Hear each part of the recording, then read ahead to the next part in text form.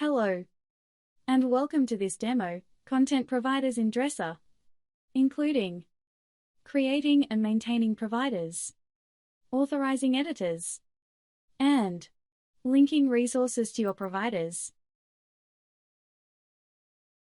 So let's have a look at DReSA.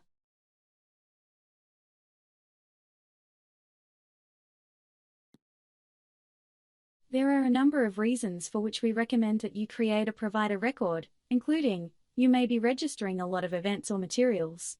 You may wish to register recurring or regular events.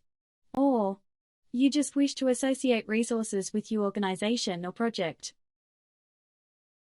To register a new provider, first go to the Content Providers Index page.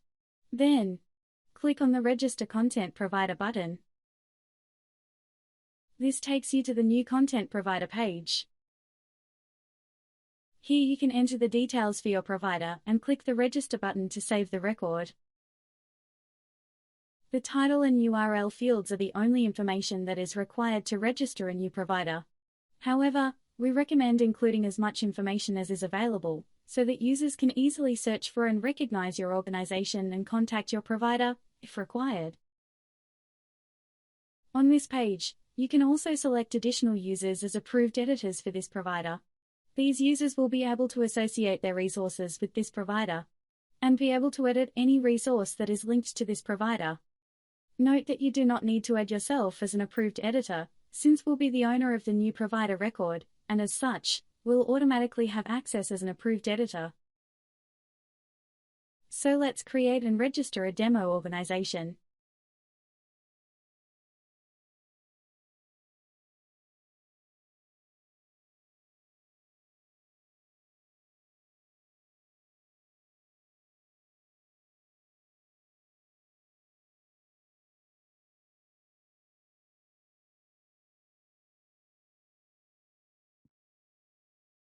Now, let's register an event for this provider.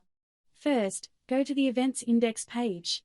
Then, click on the Register Event button. This new event page contains many fields that can help you describe the event for users. Some fields must have valid data entered for the event to be saved. These are marked with an asterisk next to the field name. Of these, there are 2 location fields that are only mandatory for a face-to-face event. Let's start by filling in some of the mandatory fields. The title, the description, the URL, and the start and end times.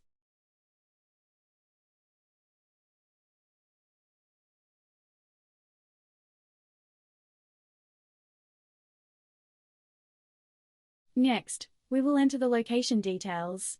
These are required because this is a face-to-face event. We can start our search for a location by entering details into the address field, like so.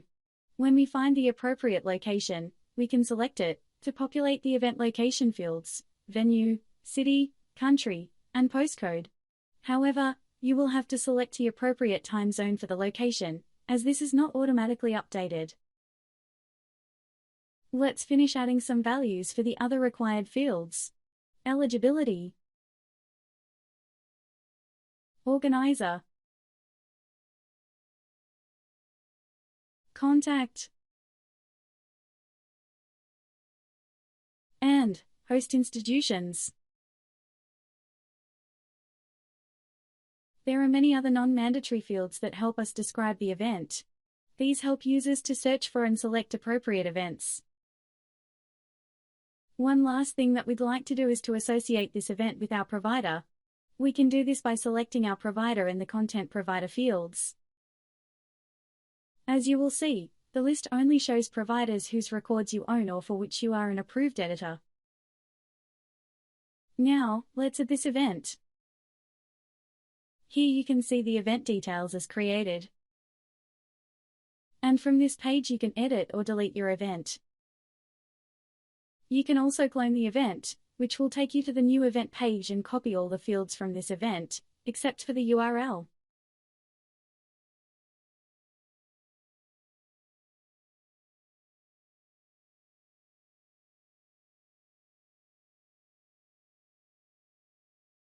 Now, let's register a material for our provider. First, go to the Materials Index page.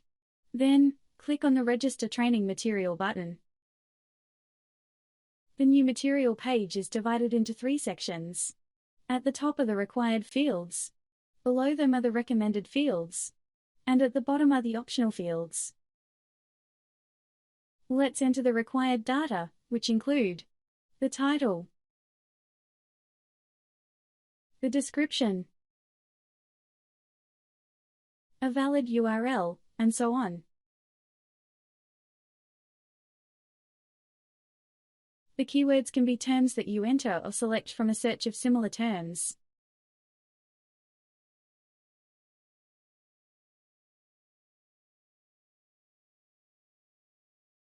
The license can be selected from a long list, the most common of which are listed at the top.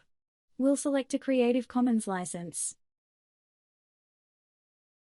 The status fields allows us to list materials that are in different stages of development. And finally, let's just add a contact email. There are many other fields that can be used to further describe your materials. We will just include 2. The content provider and events. As with the previous event, we can associate this material with our provider, like so.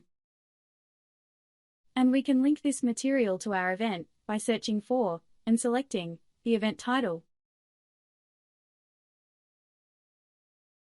Now, let's add this material. Here you can see the material details as created. And from this page you can edit or delete your material. Finally, let's go back to our provider. We can now see that there are 1 material and 1 event associated with our provider.